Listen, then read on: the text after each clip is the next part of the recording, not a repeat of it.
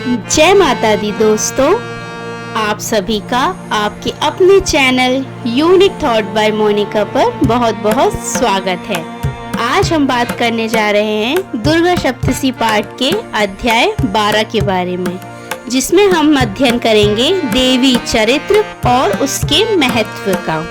दुर्गा सप्तशती पाठ के पिछले अध्याय यानी 11वें अध्याय में हमने जाना था कि देवताओं द्वारा देवी की किस प्रकार स्तुति की गई। अगर आपने पिछले अध्याय नहीं देखे हैं तो आप इस चैनल पे जरूर से देख सकते हैं। आज हम बात करेंगे दुर्गा सप्तशती पाठ के अध्याय 12वें की। तो आइए शुरू करते हैं दुर्गा सप्तशती पाठ का अध्याय 12वां। मैं 3 नेत्रों वाली दुर्गा देवी का अध्ययन करती हूँ। उनके श्री अंगों की प्रभा बिजली के समान है। वे सिंह के कंधे पर बैठी हुई भयंकर प्रतीत होती हैं। हाथों में तलवार और ढाल लिए अनेक कन्याएं उनकी सेवा में खड़ी हैं। वे अपने हाथों में चक्र, गदा, तलवार, ढाल, बाण, धनुष, पाश और तर्जनी मुद्रा धारण किए हुए हैं।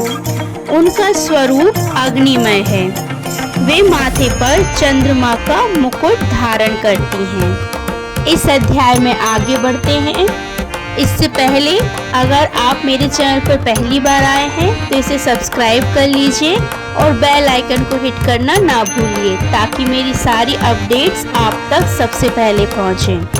और अगर आपको मेरा ये वीडियो पसंद आता है तो इसे लाइक कीजिए, अपने दोस्तों के साथ शेयर कीजिए और कमेंट सेक्शन में जय माता दी लिखना ना भूलिए। आइए शुरू करते हैं हमारा आज का अध्याय, दुर्गा सप्तशती पाठ का अध्याय 12। देवी बोली, देवताओं, जो एकाग्रचित होकर प्रतिदिन इन स्तुतियों से मेरा स्तवन करेगा, उसकी सारी बाधा मैं निश्चय ही दूर कर दूंगी। जो मधुकैटभ का नाश, महिषासुर का वध तथा शुंभ निशुंभ के संहार के प्रसंग का पाठ करेंगे तथा अष्टमी, चतुर्दशी और नवमी को भी जो एकाग्रचित हो भक्ति पूर्वक मेरे उत्तम महात्म्य का श्रवण करेंगे, उन्हें कोई पाप नहीं छू सकेगा। उन पर पाप जनित आपत्तियां भी नहीं आएंगी।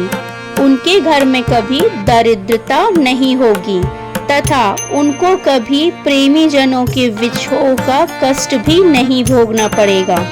इतना ही नहीं, उन्हें शत्रु से, लुटेरों से, राजा से, शस्त्र से, अग्नि से तथा जल की राशि से भी कभी भय नहीं होगा। इसलिए सबको एकाग्रचित होकर भक्ति पूर्वक मेरे इस महात्म्य को सदा पढ़ना और सुनना चाहिए। यह परम कल्याणकारक है। मेरा महात्म्य महामारी जनित समस्त उपद्रवों तथा आध्यात्मिक आदि तीनों प्रकार के उत्पादों को शांत करने वाला है। मेरे जिस मंदिर में प्रतिदिन विधि पूर्वक मेरे इस महात्म्य का पाठ किया जाता है, उस स्थान को मैं कभी नहीं छोड़ती। वहाँ सदा मेरा ही सन्निधान बना रहता है। बलिदान, पूजा, होम तथा महोत्सव के अवसरों पर मेरे इस चरित्र का पूरा पाठ और श्रवण करना चाहिए। ऐसा करने पर मनुष्य विधि को जानकर या बिना जाने भी मेरे लिए जो बलि, पूजा या होम आदि करेगा, उसे मैं बड़ी प्रसन्नता के साथ ग्रहण करूंगी। शरत काल में जो वार्षिक महापूजा होती है, उस अवसर पर जो मेरे इस महात्म्य को भक्ति पूर्वक सुनेगा, वह मनुष्य मेरे प्रसाद से सब बाधाओं से मुक्त तथा धन धान्य और पुत्र से संपन्न होगा। इसमें तनिक भी संदेह नहीं है। मेरे इस महात्म्य, मेरे प्रादुर्भाव की सुंदर कथाएं तथा युद्ध में किए हुए मेरे पराक्रम सुनने से मनुष्य निर्भय हो जाता है। मेरे महात्म्य का श्रवण करने वाले पुरुषों के शत्रु नष्ट हो जाते हैं, उन्हें कल्याण की प्राप्ति होती है तथा उनका कुल आनंदित रहता है। सर्वत्र शांति, कर्म में बुरे स्वप्न दिखाई देने पर तथा ग्रह जनित भयंकर पीड़ा उत्पन्न होने पर मेरा महात्म श्रवण करना चाहिए। इससे सब विघ्न तथा भयंकर ग्रह पीड़ाएं शांत हो जाती हैं और मनुष्यों द्वारा देखा गया अशुभ स्वप्न भी शुभ स्वप्न में परिवर्तित हो जाता है। बाल ग्रहों से आक्रांत हुए बालकों के लिए यह महात्म शांतिकारक है तथा मनुष्यों के संगठन में फूट होने पर यह अच्छी प्रकार मित्रता कराने वाला है। यह महात्म समस्त दुराचारियों के बल का नाश करने वाला है। इसके पाठ मात्र से राक्षसों, भूतों और पिशाचों का नाश हो जाता है। मेरा यह महात्म मेरे सामीप्य की प्राप्ति करने वाला है। सम्यक प्रकार पुष्प, अर्घ्य, धूप, दीप, गंध और उत्तम सामग्रियों द्वारा पूजन करने से, ब्राह्मणों को भोजन कराने से, होम करने से, प्रतिदिन अभिषेक करने से, नाना प्रकार के अन्य भोगों का अर्पण करने से तथा दान देने आदि से 1 वर्ष तक जो मेरी आराधना की जाती है और उससे मुझे जितनी प्रसन्नता मिलती है, उनकी प्रसन्नता मेरे इस उत्तम चरित्र का एक बार श्रवण करने मात्र से हो जाती है। यह महात्म श्रवण करने पर पापों को हर लेता है और आरोग्य प्रदान करता है। मेरे प्रादुर्भाव का कीर्तन समस्त भूतों की रक्षा करता है तथा मेरा युद्ध विषयक चरित्र दुष्ट दैत्यों का संहार करने वाला है। इसके श्रवण करने पर मनुष्यों को शत्रु का भय नहीं रहता है।